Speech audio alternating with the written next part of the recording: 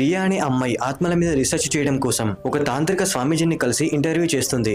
ఆ సమయంలో స్వామీజీ ఆత్మల గురించి చెప్తూ ఏదో స్వరం వినబడగానే ముందుకు అడుగు వేయడం ఆపేస్తాడు. నిజానికి అక్కడున్న ఒక చెట్టు లోపల నుండి ఎన్నో రోజులుగా ఒక ఆత్మ తనని విడుదల చేయమని ఘోష పెడుతుంది. అయితే ఇదంతా చూస్తున్న ప్రియా ఎందుకని ఉన్నట్టుండి మౌనంగా ఉండిపోయారని అడుగుతుంది. దానికి స్వామీజీ సమాధానం ఇస్తూ ఒక ఆత్మ తనని సాయం అడుగుతున్నట్టు చెప్తాడు. ఆ తర్వాత చెట్టు వద్దకు వెళ్లి అక్కడున్న మేకను తొలగించి రేకుని తీసుకుంటాడు. అప్పుడు స్వామీజీ ఆ రేకు తీసుకొచ్చి తన ప్రయోగశాలలో కొన్ని టెస్టులు చేస్తాడు. ఆ తర్వాత కాసేపటికి ఒక ఆత్మ అనేది అక్కడ ప్రత్యక్షమై మాట్లాడడం జరుగుతుంది. ఇదంతా కూడా ప్రియా చూసి ఆశ్చర్యపోతుంది. అప్పుడు ఆ చిన్న పాప ఆత్మ మాట్లాడుతూ గతంలో తన మేనమామ భోజనానికి అని పిలిచి ఆస్తి కోసం తన తల్లిదండ్రులను చంపేసినట్టు చెప్తాడు. ఆ సమయంలో పిల్లలు ఇద్దరు కూడా వారి నుండి తప్పించుకోవడానికి అక్కడి నుండి పారిపోతారు. అయితే ఆ మేనమామ ఒక పాప ప్రాణాలు తీసేస్తాడు. కానీ తన ఆత్మ అనేది పగతో ఇదే లోకంలో ఉండిపోయింది. ప్రస్తుతం తన తల్లిదండ్రులు చూసినందుకు వారందరి మీద పగ తీసుకోవాలని ఉన్నట్టు ఆత్మ మాట్లాడుతుంది. వీడియో నచ్చితే లైక్ చేసి పార్ట్ 2 కావాలంటే కామెంట్ చేయండి ఫ్రెండ్స్, కింద లింక్ లో ఉంటుంది.